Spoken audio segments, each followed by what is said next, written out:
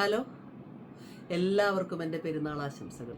റംസാൻ നോയമ്പ് കഴിഞ്ഞിട്ടിരിക്കുന്ന എല്ലാവർക്കും കേട്ടോ, അല്ലാത്തവർക്കും എല്ലാവർക്കും.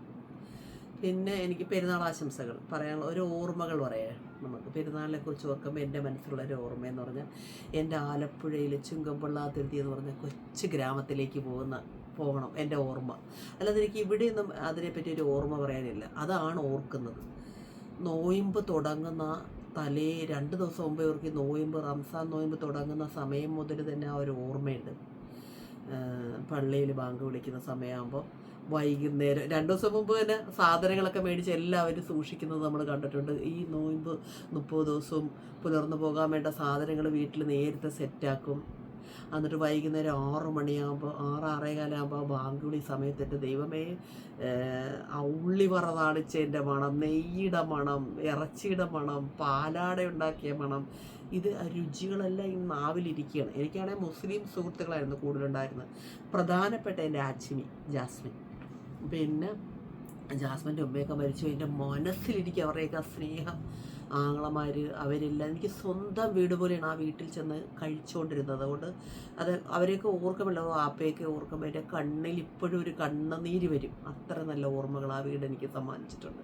അവരൊക്കെ ഒന്ന് മൺമറഞ്ഞു പോയി, ഭയങ്കര സങ്കടമുണ്ട്. പിന്നെ എന്നാലും ഞങ്ങൾ തമ്മിലൊക്കെ നല്ല സ്ട്രോങ് ഒരു ബന്ധമുള്ളത് കൊണ്ടാണ് ഇന്ന് എനിക്ക് അത് ഓർക്കുമ്പോൾ ഇന്നും സങ്കടമാണ്. അന്നും വിട്ടുപോകാത്തൊരു ഓർമ്മകളാണ്. പിന്നെ എനിക്ക് പറയാനുള്ള കാര്യം, അതിൻ്റെ പരിസരത്തുള്ള എനിക്ക് കുറേ മുസ്ലിം സുഹൃത്തുക്കളാണ്.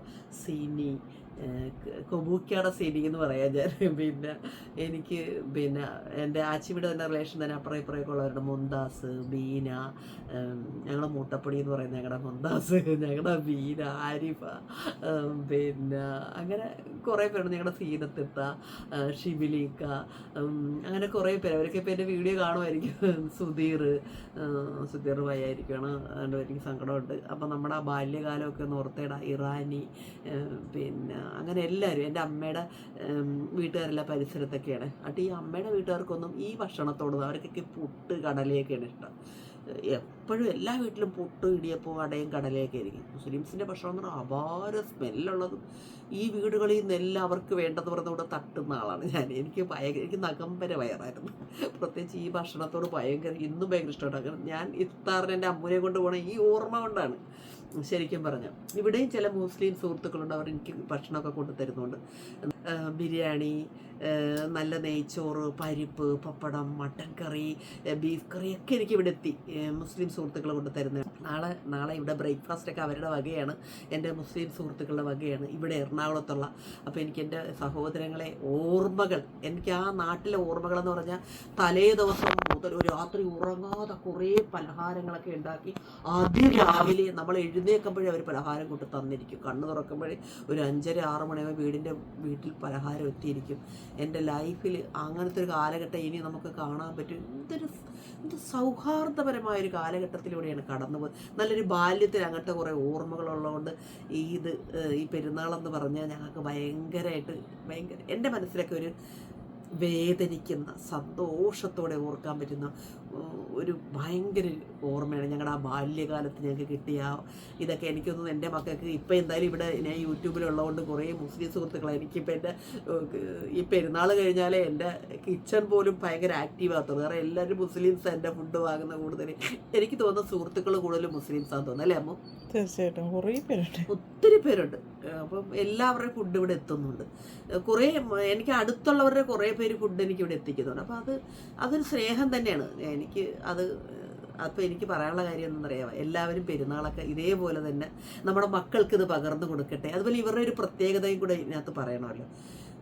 ഉമ്മ കാണും, ഉമ്മുമ്മ കാണും, ഉപ്പ കാണും, വാപ്പ കാണും, അങ്ങനെ എല്ലാവരും സഹോദരങ്ങൾ എല്ലാവരും കാണും. ഞാൻ കണ്ടത് അങ്ങനത്തെ പെരുന്നാളുകളാണ്. എല്ലാവരും നമ്മളപ്പോൾ ഫ്രണ്ട്സായിട്ട് അവിടെ ഒന്ന് ചെന്ന് പെട്ടിട്ടുണ്ടെങ്കിൽ നമുക്കും അവിടെ പ്രഥമ സ്ഥാനം തന്ന് നമുക്ക് നന്നായി ഭക്ഷണം തന്ന്, ഇനി പുതിയ വസ്ത്രം തരണമെങ്കിൽ അത് തരും. നമ്മൾ എന്താണ് ഇഷ്ടപ്പെടുന്നത്, നമ്മുടെ ഒരു ബന്ധു വീട്ടിൽ ചെന്നാൽ പോലും നമുക്ക് ആ സ്നേഹം കിട്ടത്തില്ല. അത്രയും സ്നേഹവും കരുതലും.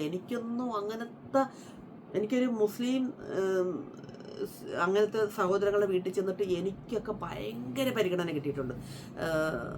ഇന്നും അത് കിട്ടുന്നുണ്ട്. അപ്പം അവരുടെ സ്നേഹത്തിൽ അത് വേറെ ഒരു സ്ഥലത്തുനിന്ന് ഒരു മതത്തിൽപ്പെട്ട ആളുകൾക്കും അത്രയും ഒരു സൗഹാർദ്ദതയും സ്നേഹവും ഒരു ഇഴയെടുപ്പും ബന്ധങ്ങൾക്കൊരു മൂല്യം കൽപ്പിക്കലും എനിക്ക് തോന്നുന്നു വേറെ ഒരു ഇതിലും ഇല്ലെന്ന് തന്നെ ഞാൻ എഴുതിത്തരാം. എൻ്റെ അനുഭവത്തിൽ നിന്ന് മാത്രമാണ് ഞാനിത് പറയുന്നത്. എനിക്കിവിടെ ഒരു കൂട്ടുകാരിയുണ്ട്, ഒരു ഇൻറ്റിമേറ്റ് ഫ്രണ്ട് എനിക്കിവിടെ കിട്ടി, യൂട്യൂബിലൂടെ പരിചയപ്പെട്ടാണ്. പക്ഷേ സായില എന്ന അവളുടെ പേര്.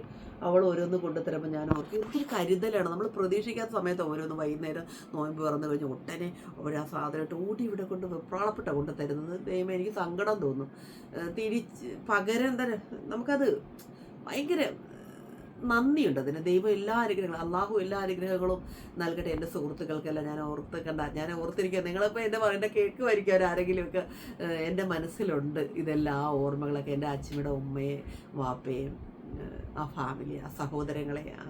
എനിക്കൊരു കാര്യം പറ്റേ, എനിക്കൊരു സഹോദരന്മാർ എനിക്ക് സ്വന്തമായിട്ടില്ലെന്നൊരിക്കുന്നു. അച്ഛമ്മയുടെ സഹോദരന്മാരൊക്കെ ഭയങ്കര കെയറിങ് തരുമായിരുന്നു നമുക്ക്. അവരൊരിക്കലും മുസ്ലിമാണ് അല്ലെ വേറൊരു മതത്തിൽപ്പെട്ടവരാണെന്ന് എനിക്കൊരിക്കലും ഒരു ചീത്ത നോട്ടം പോലും നമ്മളെ ഇത് നോക്കിയിട്ടില്ല. ഭയങ്കര കെയറിങ്. നമ്മളെവിടെയെങ്കിലും ഇപ്പോൾ ഒറ്റയ്ക്കൊക്കെ നിൽക്കുന്ന എന്തായാലും ഇവിടെ നിൽക്കുന്ന എന്ന് ചോദിക്കാൻ അധികാരമുള്ള ഒരു ബന്ധം, ഒരു ആങ്ങളമാരെ പോലെ നമ്മളോട്, സ്വന്തം അമ്മ പെറ്റ ആങ്ങളെ പോലെ കെയർ തന്ന ആങ്ങളമാരവരെയൊക്കെ എൻ്റെ ജീവിതത്തിൽ മറക്കാൻ പറ്റത്തില്ല. ഈ സമയത്ത് അവരെയൊക്കെ ഓർക്കുകയാണ്. എല്ലാവരോടും, എൻ്റെ നാട്ടിലുള്ള എല്ലാവരോടും, എൻ്റെ സുഹൃത്തുക്കളായ എല്ലാവരോടും, എൻ്റെ വീഡിയോ കാണുന്ന ഓരോ സഹോദരങ്ങളോടും പെരുന്നാൾ ആശംസകൾ ഞാൻ പറയുകയാണ്. ഈദ് മുബാറക്ക് ഞാൻ പറയുകയാണ്. എല്ലാവരെയും അള്ളാഹു അനുഗ്രഹിക്കട്ടെ.